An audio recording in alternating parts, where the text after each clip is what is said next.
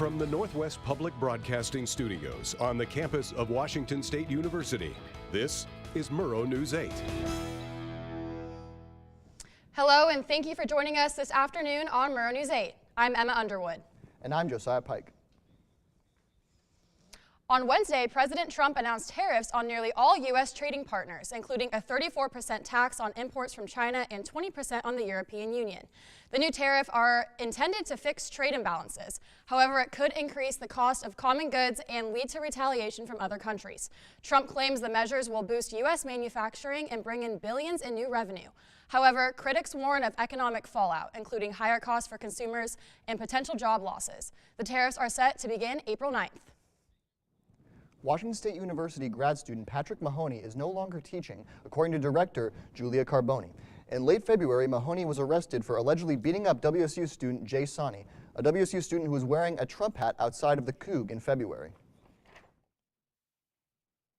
And we have footage of the assault as seen from Beta Theta Pi security footage. If you look towards the back of the street corner just outside the Coug, you can see the victim Sani reaching out in an attempt to grab his hat back from Mahoney. Mahoney, alongside the fellow grad student Jarell Hoff, grabbed Sani and wrestled him to the ground. Mahoney then proceeds to punch Sani once.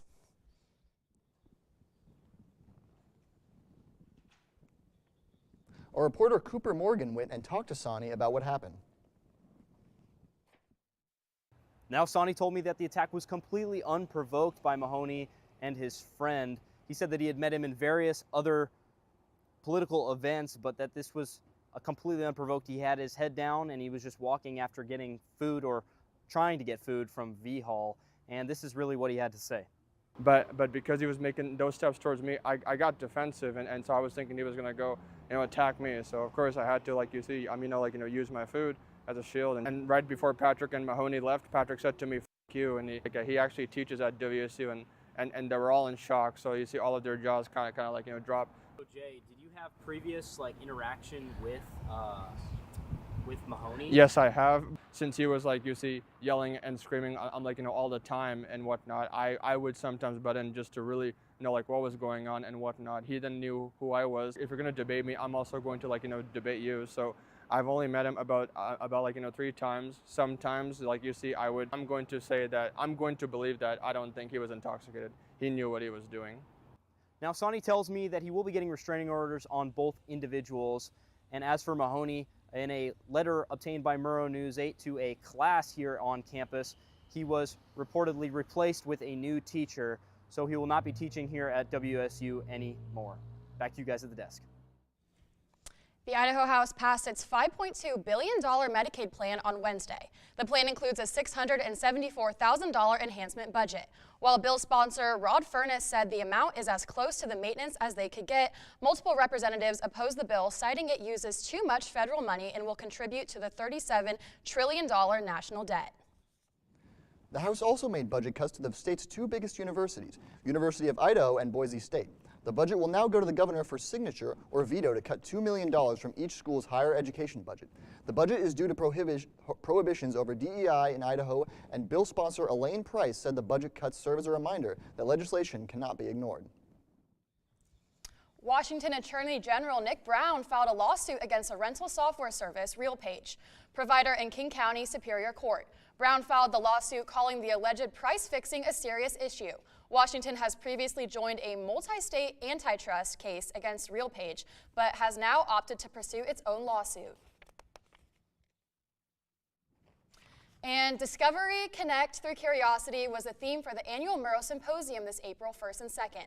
Our reporter, Rachel Turcott, went to the symposium to give you all the details. The 49th Annual Murrow Symposium, a time to network with journalism professionals and experts for 2 days. Some of the notable speakers from the symposium included sports broadcaster Andrea Joyce, former Como anchor Eric Johnson, and Murrow Lifetime Achievement honoree Harry Smith.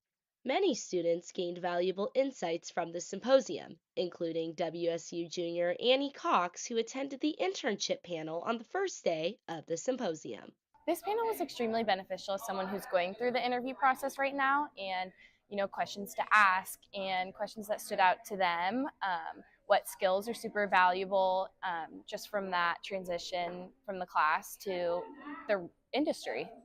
Senior Emma Underwood, who was one of the speakers on the panel, shared how this experience benefited her. I was super stressed out applying for internships, and I feel like just the students hearing from other students who have had internships and just kind of sharing with them our experiences with getting an internship and also as an intern, it was super beneficial because I wish I would have had some guidance like we just had or that I just gave the students in there. So it was super beneficial, I think, for the other students to get that knowledge from us. Students and faculty are buzzing as the 49th Annual Murrow Symposium is happening right here, right now, in the Cubs Senior Ballroom. Many WSU clubs are showcasing their work in the posters right beside me. The Murrow Symposium opened up students' curiosity to succeeding in the business beyond college. This is Rachel Turcotte reporting in Pullman, Washington for Murrow News 8. Pullman's annual Three Forks River and Arts Festival has been canceled. The annual festival was scheduled for May 17th and has been canceled due to the closure of the pedestrian bridge and city permit issues in downtown. Moscow Pullman Daily News reported that the bridge was a key factor in accessibility for attendance of the festival. The bridge was damaged back in February due to flooding, and the city says it will not be repaired in time for the scheduled date. We sent our reporter Bailey Peffer downtown to find out more about the festival's closure. The City of Pullman has now resolved permitting issues for Pine Street Plaza. This comes after the Pullman Chamber of Commerce canceled next month's art festival due to permit issues. I confirmed with the Washington State Recreation and Conservation Office to host events at this plaza now. However, the cancellation has now influenced the damage. The cancellation was also influenced by the damage of the footbridge down in February. As you see behind me, this bridge used to be right here, and now it has moved all the way over there. This is the biggest bridge since the biggest flood since 1997. Back to you guys at the desk. Thank you, Bailey. The bathroom at the summit of Steptoe Butte north of Colfax will not be removed as part of this year's paving project. While the Washington State Parks Department previously planned to remove the restroom as part of the project, they have since changed their plans. However, the long-term status of the restroom has not yet been decided. The park will remain closed until October. A new building has been built in the eastern parking lot of the Latah County Courthouse in Moscow. According to Latah County Facilities Director Ryan Griffin, the building will be split into two sections. One side will be used for storing evidence, equipment, and have space for light vehicle maintenance, and the other side will be used by the county's maintenance staff to store lawnmowers and tools. And we have a new doctor in town. Jennifer Schonk has joined Pullman Regional Hospital's Family Medicine Residency Center. And coming up after the break, information on Family Weekend events. And it's time for the AMDT Fashion Show up next.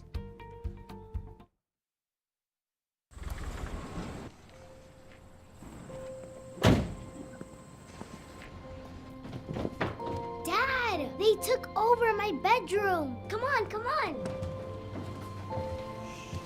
Okay, Dad. 1, 2, 3.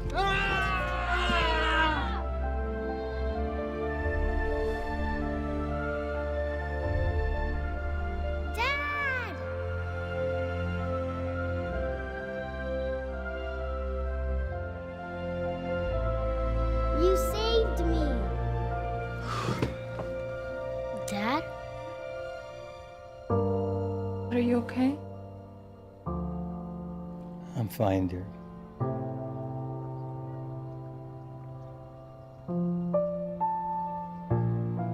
Your hero needs you now, and AARP is here to help. Find the care guides you need at aarp.org/caregiving.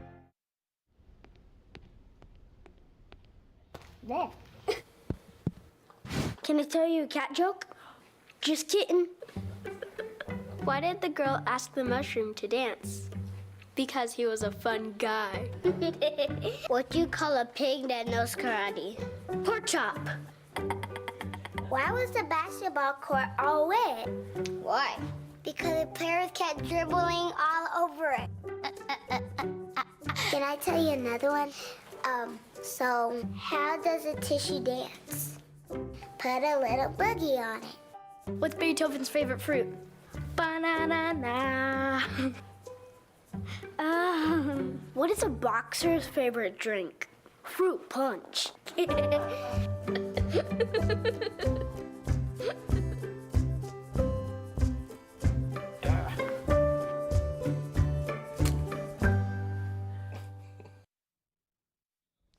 Your parents showing up may have ruined the surprise, but this weekend is Family Weekend at WSU. There will be an array of events going on ranging from the WSU Drag Show to a comedic performance of the ages. There's enough events for everyone to get something that they like.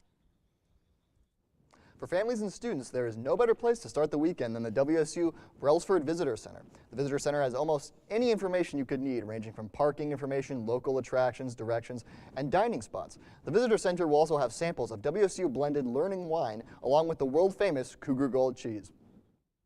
And the Murrow College of Communications is hosting a snack and chat today from 3 to 4:30 p.m. at the Murrow Center for Student Successes located in Gertson Hall. Not a whole lot is better than snacks and chatting, so make sure to check it out, Murrow Cougs.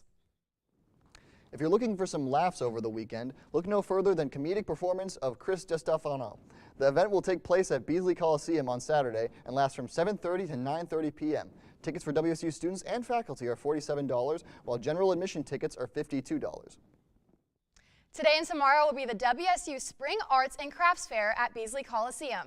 Come for the arts and crafts and stay for the fun. The event goes until 9 p.m. tonight and starts up again tomorrow, lasting from 9 a.m. to 4 p.m.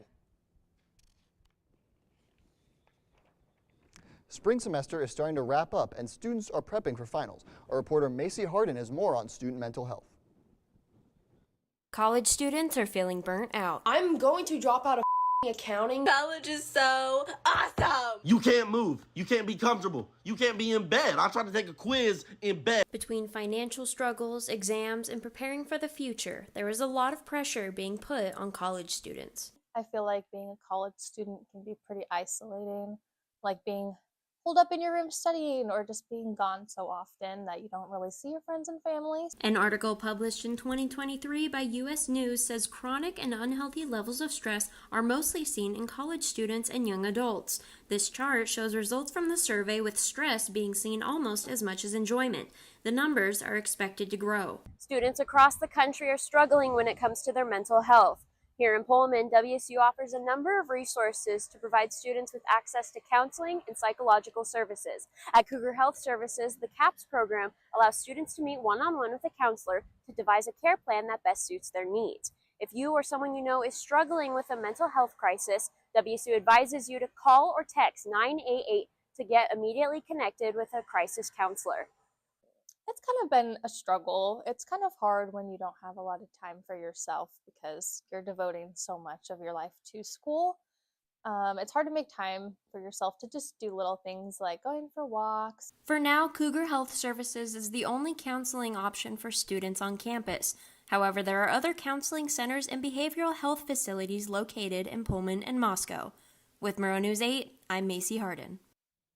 And a town favorite event, the 42nd annual AMDT Fashion Show kicks off tonight at Beasley Coliseum, showcasing the creativity of Washington State University's apparel, merchandising, design, and textile students. The theme this year is Metanoia, and the event starts at 7 p.m., with a wine and beer garden and auction opening at 5 p.m. It's a highlight of the family weekend, bringing together the community to support students' talents. For those interested in donating, visit the AMDT Fashion Show giving page. Looking for something to do this weekend? Head over to Sloan Hall in Pullman for an evening event that is sure to spark your curiosity. From 7 to 8 p.m., the WSU Planetarium is hosting a guided tour of the April night skies, followed by a full-dome video presentation of 2 small pieces of glass. The event takes place at Sloan Hall and tickets are just $5. And coming up, a Coug in critical condition, and it's not what you think. And the upcoming weather for family weekend. Nick will let you know after the break.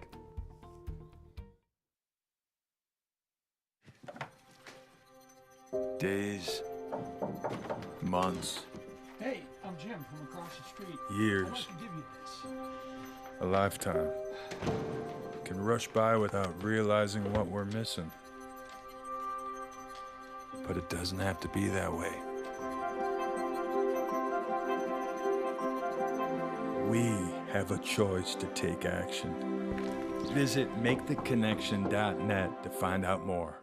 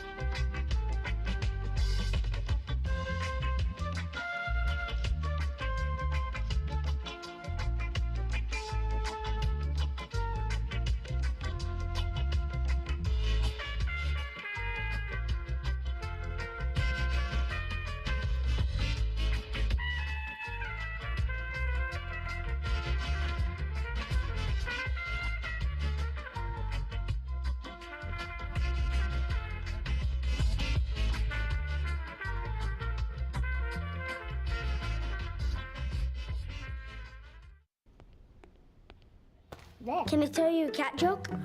Just kidding. Why did the girl ask the mushroom to dance? Because he was a fun guy. What do you call a pig that knows karate? Pork chop. So how does a tissue dance? Put a little boogie on it.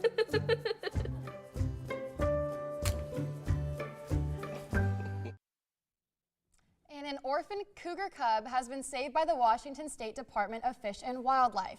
Found in the foothills of Mount Spokane, underweight and dehydrated, the cub is now in care of the Northwest Trek Wildlife Park veterinary staff. Look at that little cutie.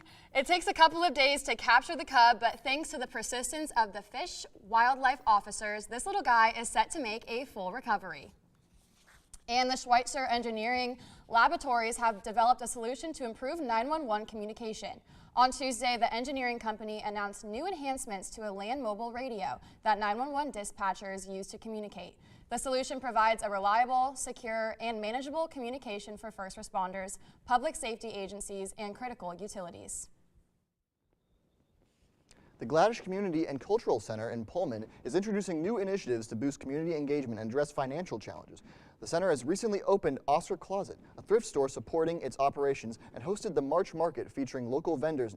Next week, the Glasby Collective will launch offering co-working spaces for rent. These efforts follow the unexpected closure of a major tenant, Pullman Community Montessori, last spring, which significantly impacted the center's finances. WSU is inviting the public to a night of viewing the stars through the Jewett Refracting Telescope Saturday. Viewing starts at 9 p.m. and admission is free. And the weather is looking so good for family weekend. Nick is at the weather wall with more information for you. Yeah, thank you, Emma. So yeah, looking today, it's going to be super nice. It's going to be a high of 55 with a low of 30. The wind chill is going to be about 6 miles per hour, but you know, families in town, what better way to kind of kick off family weekend than go to Bailey Brayton Field. The Cougs play today at 4:05 against San Jose State. So then looking at tomorrow, tomorrow's going to be a high of 60 with a low in about the 30s. Again, it's going to be super sunny. Enjoy the sunshine. Go sit on a patio. The Cougs play again tomorrow too, also against the Spartans. So go out to the ballpark and enjoy some weather. And then we're looking at the state map. The west side is trending a little warmer. It's in the mid-60s in Seattle and Olympia with the lows in about the 40s. And then we're going to look over here to the east side. Tri-Cities and Yakima are both about in the 60s, as Spokane and Pullman are in the 50s with the lows. But yeah, weather's trending up. And so yeah, back to you guys at the desk.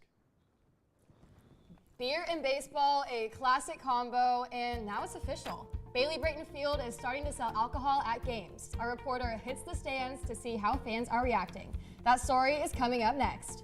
And a record-breaking season earns a major honor. Washington State junior Emily Lundgren is making headlines after being named Mountain West Swimmer of the Year. We'll tell you how she made history next. There was an old woman who lived in a shoe. She had so many children, she didn't know what to do.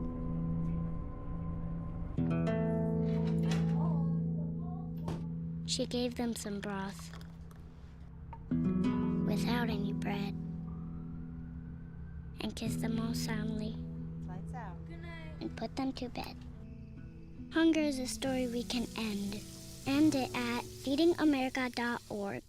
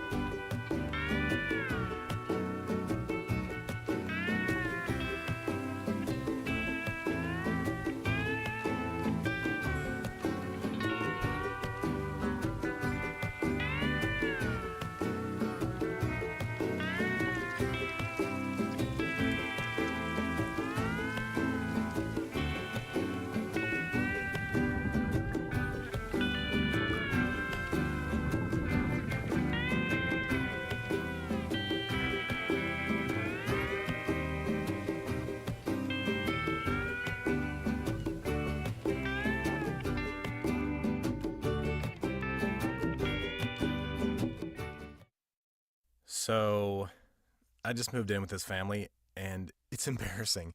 The little one, he likes to go outside and crawl around in the giant litter box. I don't know what he's doing. I mean, I was born and I knew how to use the litter box. Look at that! That's disgusting! Oh, poop already! You're making me nervous. Oh, okay, I can't look at this anymore. I really hope he grows out of this, for his sake.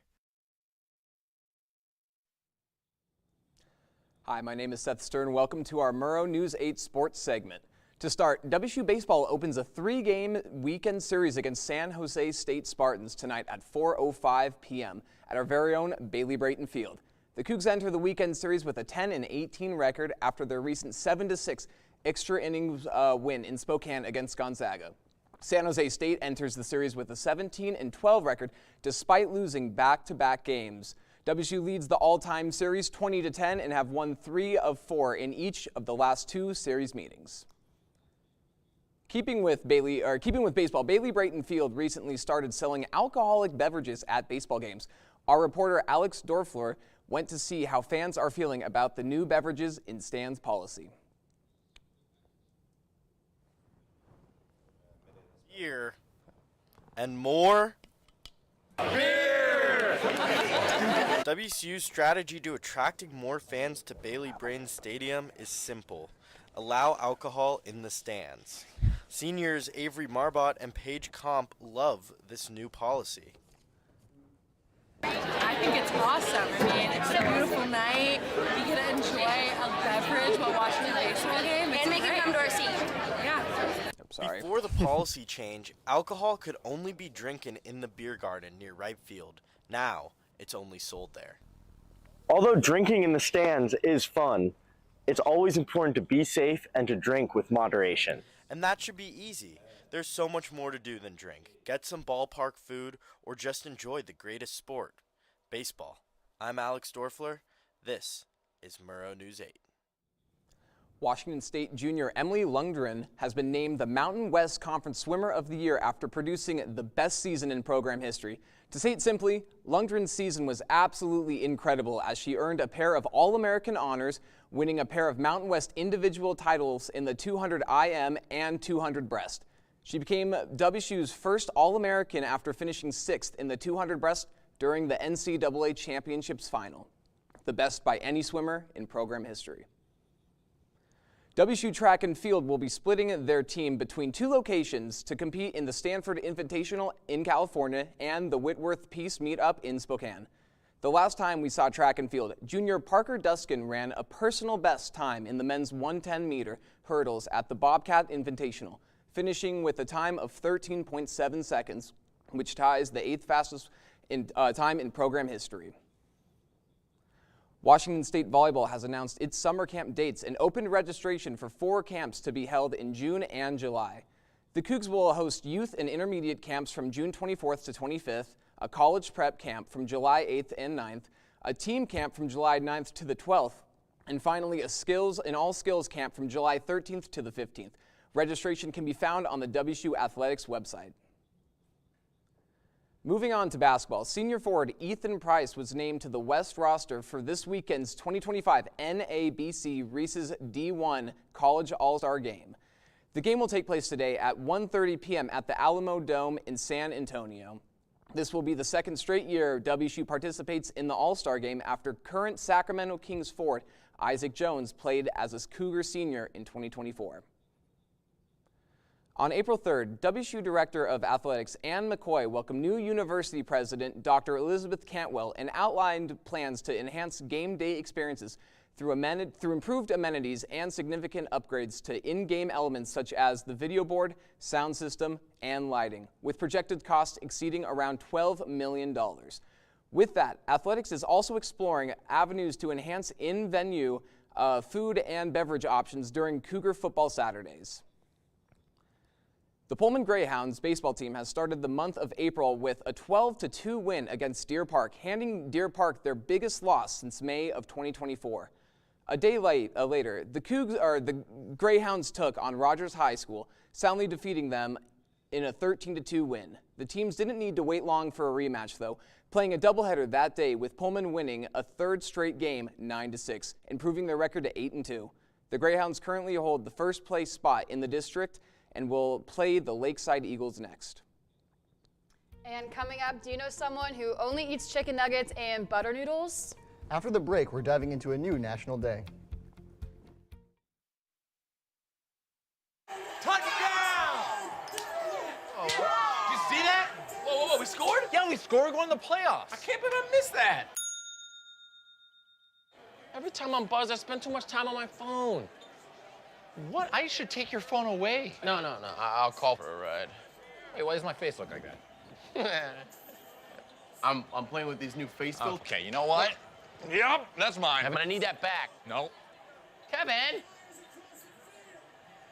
Jordan knows he shouldn't eat this entire bowl of nachos, but tonight he's earned that right because a few hours ago in the middle of happy hour, he recognized a sign, not from the gods or a bolt of lightning, but from a double heart, a kissy face, and a fourth ha in ha ha ha. That's when Jordan knew he was buzzed. So when it was time to go, he got a ride home instead of driving. Be a legend like Jordan. Recognize your buzzed warning signs and get a ride home. Buzz driving is drunk driving. Yo, Scott. Hey. I'm heading out, man. You want to ride? No, I got my car, but I actually really need to go to the bathroom. Oh, you know what? I was just in there. The line is like 10 people long. You know, I think I'll just...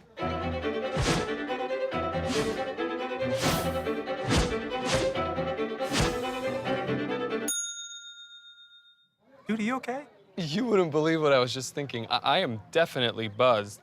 Yeah. I think I will take this, and I will take that ride home. Smart man. Did you see how that dog was looking at me? What do you think you're doing, Kevin? Was just gonna drive home. There are several warning signs present that you shouldn't be driving. Like hearing voices? Like your text-to-emoji ratio? Oh man, the selfies. Selfie, nailed it. We all have warning signs that let us know that we're probably not okay to drive. Mine is pretending to be your subconscious. Craig, come on man, let's split a ride home.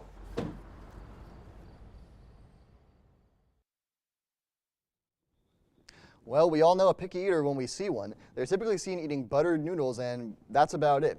Whether you're friends with one or you are one, today is National Picky Eaters Day. Today celebrates the small victories in life, such as when a picky eater actually tries something new and likes it. Well, I'm actually one of those people. I love butter noodles, I love chicken nuggets, I love corn dogs. I'll try stuff, but I always say I probably won't like it. Are you guys picky eaters? I personally am not a picky eater. Put any food in front of me, it's probably going to be gone soon. That's what I got to say. Yeah, me too. I kind of eat anything and everything, so. Yeah, I only am when it comes to the broccoli at the Murrow Symposium, personally. Besides that, I'm not really at all. Yeah, well, thank you for watching Murrow News 8 today. Make sure to follow us on socials, and have a great weekend, everybody.